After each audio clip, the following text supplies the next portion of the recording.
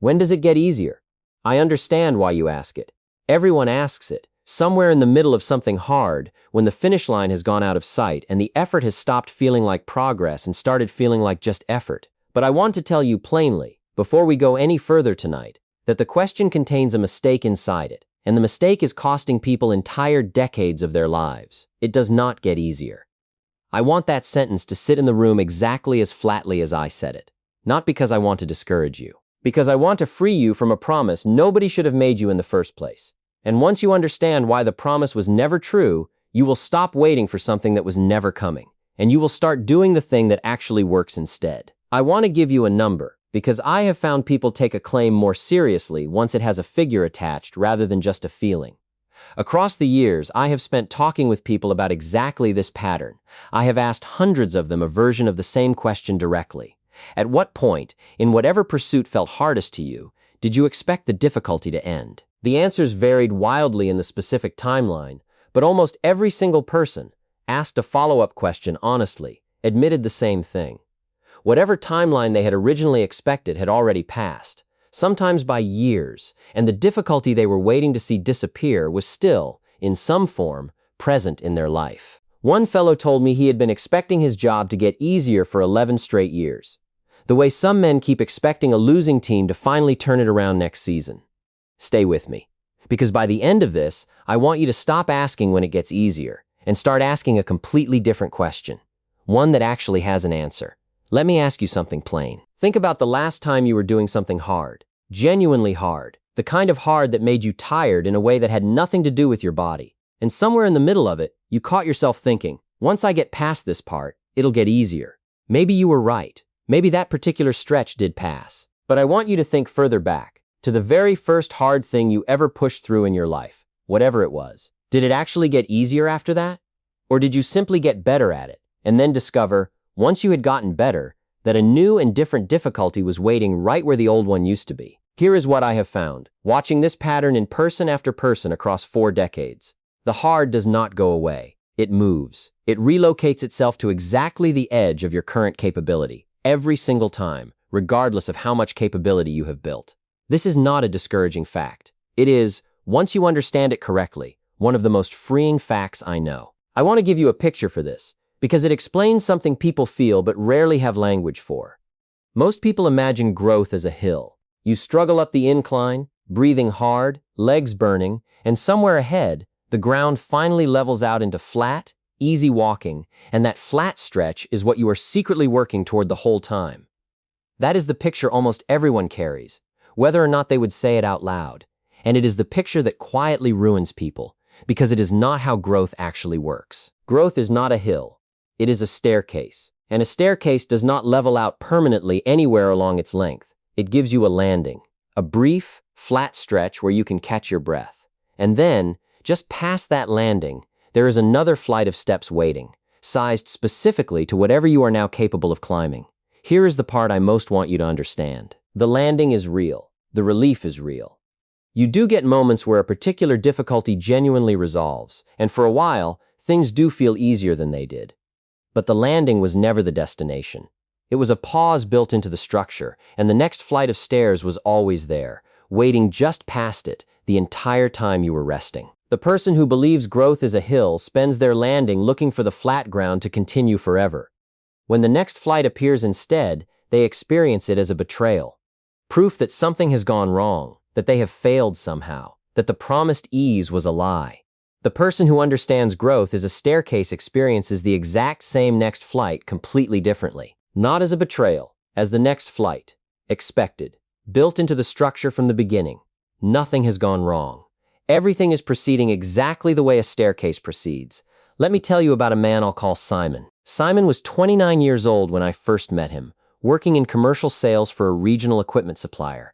And by his own account, he had quit 3 different pursuits in his adult life at almost exactly the same point in each one. He had started learning to play guitar in his early 20s, practiced diligently for about 8 months, and quit right around the point where the basic chord changes had become manageable, but the actual songs he wanted to play still felt entirely out of reach. He had started a small side business reselling refurbished equipment, built it up over roughly a year, and walked away right around the point where the easy early customers had dried up, and actually growing the business required a harder, more uncomfortable kind of selling than he had done so far. And now, in his sales role, he had hit what felt to him like the identical wall a third time. Comfortable with existing clients, but stalled completely whenever it came to the harder work of developing genuinely new accounts. I want to give you the specific detail Simon himself offered, unprompted, when he described that third wall to me, because I think it captures something important about how this pattern actually feels from the inside rather than how it looks from the outside. He told me he had genuinely believed, arriving at his current role, that this time would be different, that his prior experience in sales, however uneven, meant he would finally clear the wall that had stopped him twice before. When the same wall appeared again, in a completely different industry, working with completely different people, he told me his first thought was not that the wall itself was simply part of the structure. His first thought was that something must be fundamentally wrong with him specifically, since the same obstacle kept finding him no matter what he tried. I asked Simon, the first time we spoke at length, what he had been expecting at each of those 3 points. He thought about it for a while before answering, and then he said something that I have heard, in one form or another, from an enormous number of people since. He said he had been waiting for it to click. For the specific effort, each pursuit required to stop feeling like effort and start feeling natural, the way he imagined it must feel for people who were actually good at those things. I want you to notice precisely what Simon was doing, because it is the exact mistake the staircase corrects. He was standing on a landing, the point where the beginner's climb had genuinely gotten easier than it was at the very start, and mistaking that landing for the top of the whole staircase. When the next flight appeared, right on schedule, exactly the way a staircase always produces another flight, Simon read it as evidence that this particular pursuit was not for him, rather than as evidence that he had simply climbed high enough to reach the next appropriately difficult stretch. I want to leave Simon standing at that third wall in his sales career, because what he did next, and what he had never once done at the 2 walls before it, is the entire content of what I am here to give you tonight. I will come back to him. Here is the mechanism, and I want you to receive it plainly, because once you see it clearly, you will recognize it in every hard thing you have ever quit. Difficulty is not a fixed obstacle sitting at a fixed height, waiting to be worn down until it disappears. Difficulty is relative to capability, and it recalibrates itself continuously as your capability changes. The moment you become capable enough to handle what used to be hard, that thing genuinely does become easy. But the difficulty does not vanish from your life. It simply relocates itself to whatever is now, given your new and larger capability, the next edge of what you cannot yet comfortably do. Think of it the way an engineer thinks about a load-bearing structure. A beam rated to hold a certain weight does not become stronger by carrying less. It becomes stronger, if it becomes stronger at all, by carrying slightly more than it was previously rated for, repeatedly, until the material itself adapts and a higher rating becomes accurate. The specific weight that felt maximal at the old rating becomes, once the beam has adapted, comfortably within its new capacity. But a new maximal weight exists now, at the new, higher edge, and it will always exist, at whatever edge the beam has currently reached, for as long as the beam continues to be asked to hold more than it held before. You are the beam. The hard thing you are doing right now is not a temporary toll you are paying before arriving at a permanent state of ease. It is the exact, precise edge of your current capability, and it will always feel approximately this hard, no matter how much you grow, because growth does not eliminate the edge. Growth simply moves you to a new one. I want to press this analogy a step further, because I think it explains something people notice but rarely name correctly. An engineer testing a beam does not wait for the beam to stop straining under load before declaring it improved. Straining under a heavier load than before is the entire evidence of improvement. A beam that has stopped straining at any weight has either been retired from service or is simply not being asked to do anything useful anymore.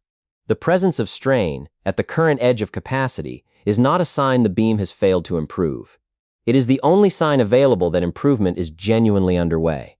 This is why watching someone who has mastered something can be so misleading. You see them doing, with apparent ease, something that would be genuinely hard for you, and you conclude that mastery is the absence of difficulty. But ask that person honestly what their current work actually feels like from the inside, and in nearly every case I have ever investigated, the answer is that it still feels hard. Not the same hard it used to feel, but a new, appropriately sized hard, calibrated to whatever edge their much larger capability has now reached. The violin teacher's hands do not shake through a piece a beginner would find impossible. But that same teacher, attempting the specific repertoire at the true edge of their own current ability, experiences exactly the same texture of difficulty a beginner experiences at the beginner's edge. The hard never left.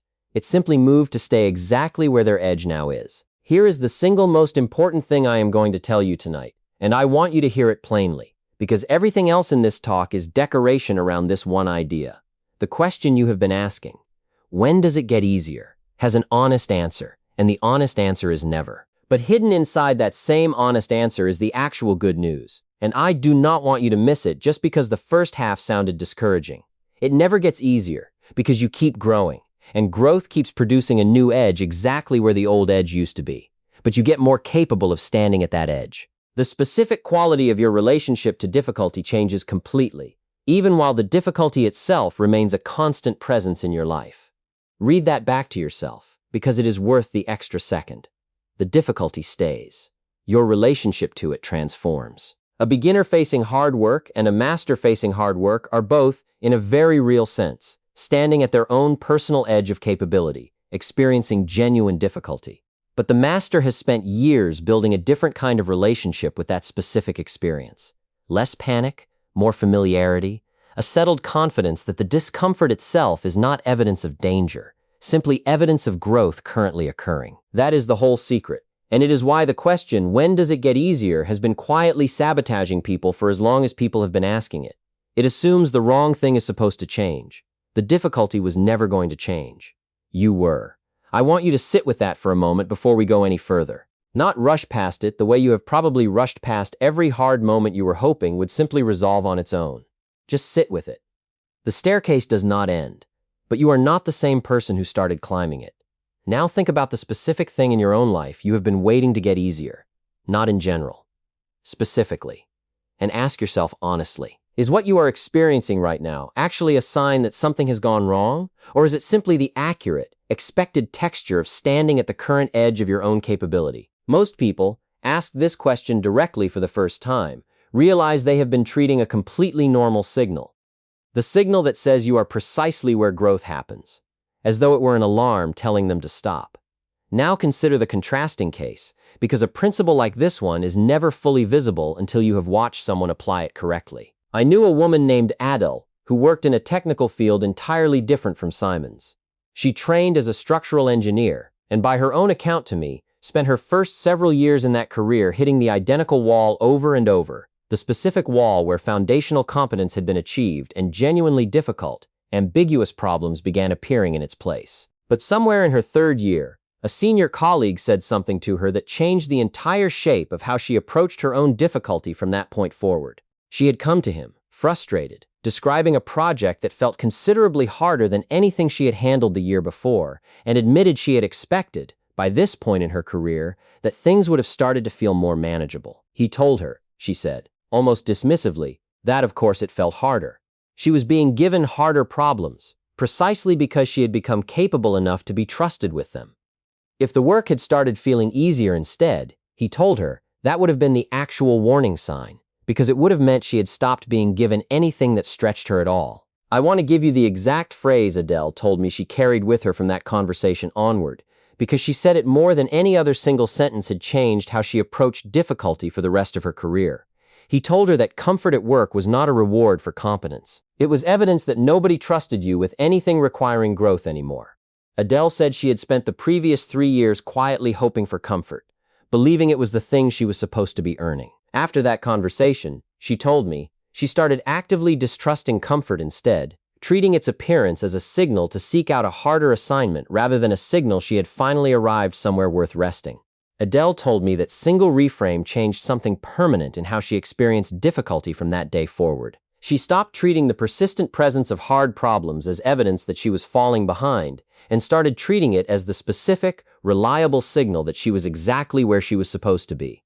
On the next flight of the staircase, rather than stalled somewhere on a hill that should have flattened out by now. Over the following decade, Adele's career advanced steadily, not because the work ever became subjectively easy. She told me, near the end of one of our conversations, that the work had never once, at any point in 20 years, stopped feeling genuinely difficult. But because she had stopped requiring ease as proof that she was doing something right, she simply kept climbing, flight after flight, each one calibrated to a version of her that was, each time, slightly more capable than the version that had climbed the flight before it.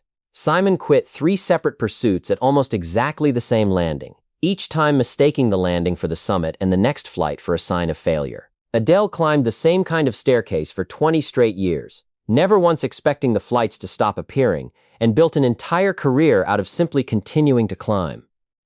I want to talk now about why this particular mistake is so easy to make, because I do not want to leave you with the impression that people who fall for it are foolish. The ego does not like the specific discomfort of standing at the edge of your own current capability.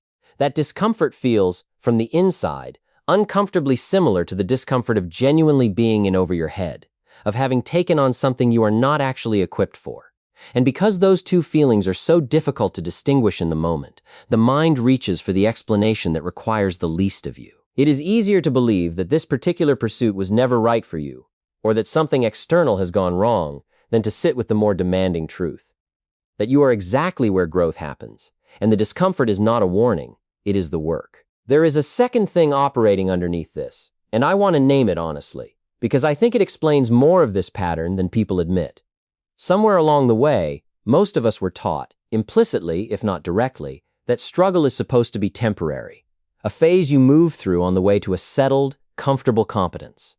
Nobody tells a child directly that mastery still feels hard from the inside. We only ever see the finished performance, the fluent speech, the effortless-looking execution, and we build an entire mental model of expertise around the visible result rather than the invisible, ongoing experience of the person producing it. The model is wrong, but almost nobody corrects it, because almost nobody gets close enough to genuine mastery to see what it actually feels like from the inside rather than what it looks like from the outside. Let me give you the specific practice for building this different relationship, because I have never believed that understanding a principle without a method produces anything lasting. The first practice is retiring the broken question entirely and replacing it with a better one. Stop asking, when does it get easier? Start asking instead, what is this particular difficulty telling me about the exact edge of my current capability? That single substitution changes the entire emotional texture of hard work because it converts the discomfort from a verdict into information. The second practice is learning to recognize your own landings honestly, without mistaking them for summits. When a particular difficulty genuinely resolves, and it will, regularly, because landings are real, take a moment to actually notice the relief rather than rushing past it unexamined.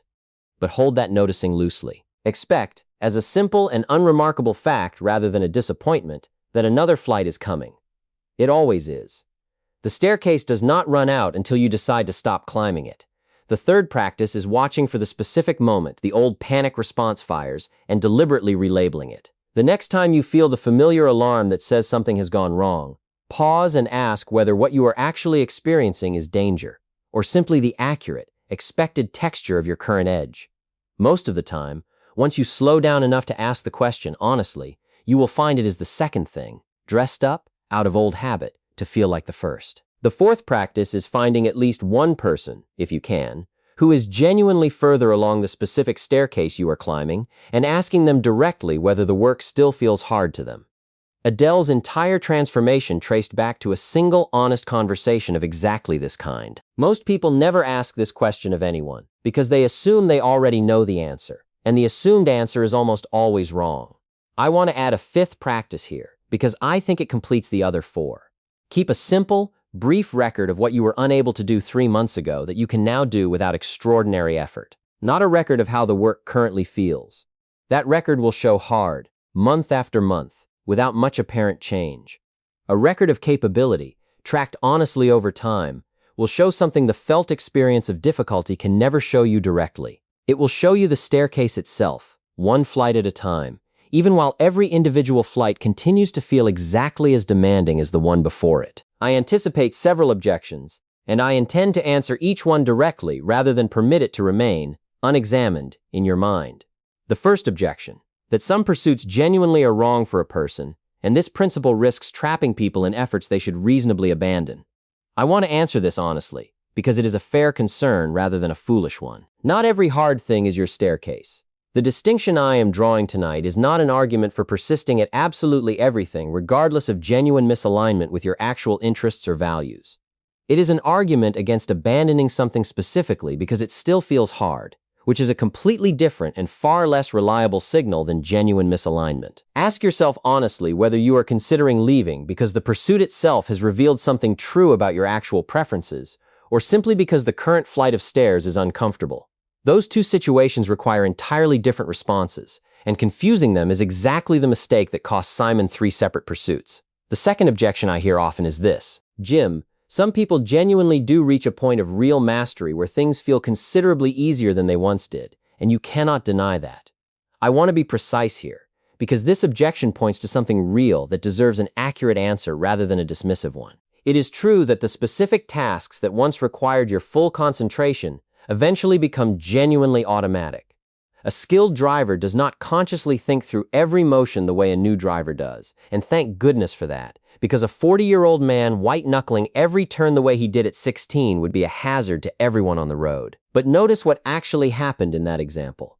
The driving itself became easier.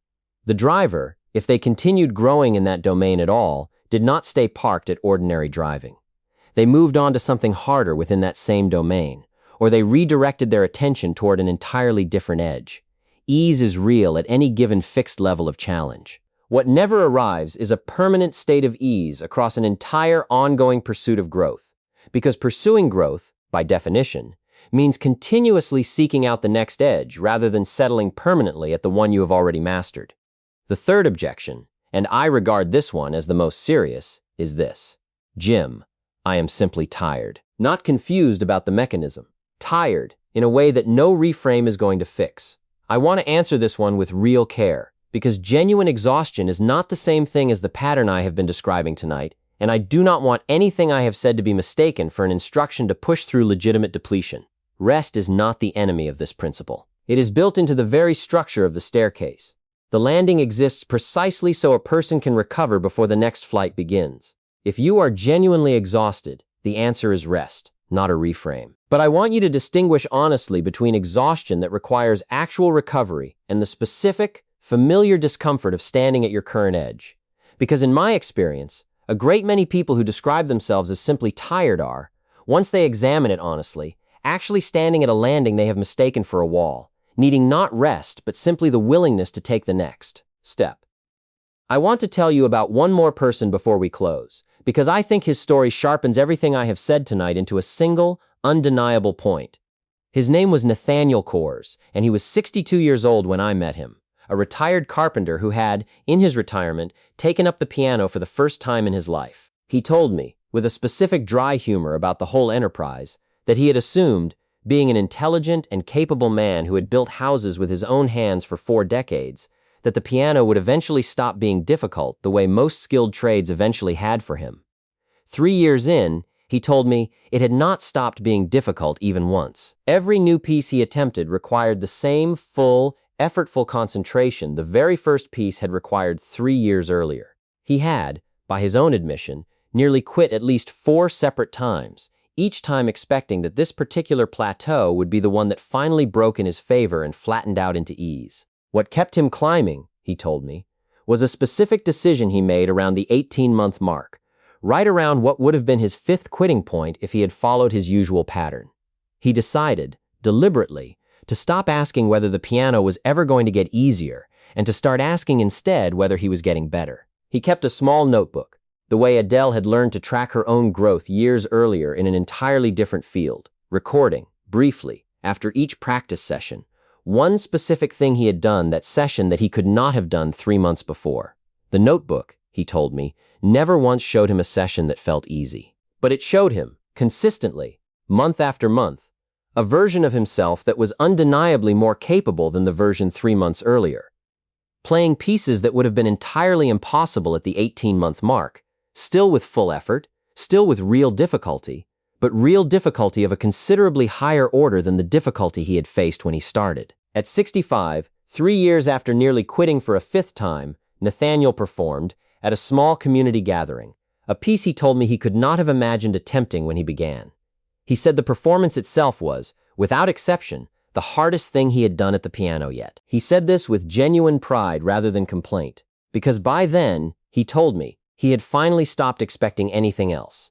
I told you at the opening of this address that the question, when does it get easier, contains a mistake, and I promise to show you what that mistake actually costs. I want you to understand now, precisely, what the correction actually offers in its place, because it is not the discouraging thing it might have sounded like 40 minutes ago. Here is what I am asking you to do before you sleep tonight, and I ask it exactly, without softening any portion of it. Think of the one pursuit in your life right now where you have been quietly waiting for the difficulty to end. Write down, honestly, how long you have been waiting, and what specific version of ease you were expecting to eventually arrive. Then ask yourself the better question in its place. Not when will this get easier? What is this specific difficulty telling me about the exact edge of my current capability? And what would it look like to keep climbing this particular staircase instead of standing on this landing, waiting for a summit that was never going to appear? That single substitution, one honest question replacing one broken one, is where every version of what I have described tonight actually begins. Not with the difficulty disappearing, with your relationship to it finally becoming accurate. Simon eventually returned to his sales work with a version of this same reframe, and though I do not have as complete an account of what followed for him as I do for Adele or for Nathaniel, he told me, the last time we spoke, that he had stopped quitting at the third-year mark, because he had finally stopped expecting the third-year mark to be anything other than exactly what it was. The next flight of an ordinary staircase, sized precisely to a man who had, by then, become capable enough to climb it. I want to leave you with one final thought, because I think it matters more than any single practice I have given you tonight. The staircase you are standing on right now, whatever it is, has no final flight marked in advance. Nobody gets a floor plan handed to them showing exactly how many flights remain. You simply keep climbing, one flight at a time, for as long as you decide to keep climbing, and the climbing itself, not any promised arrival at the top, is where the actual life gets lived.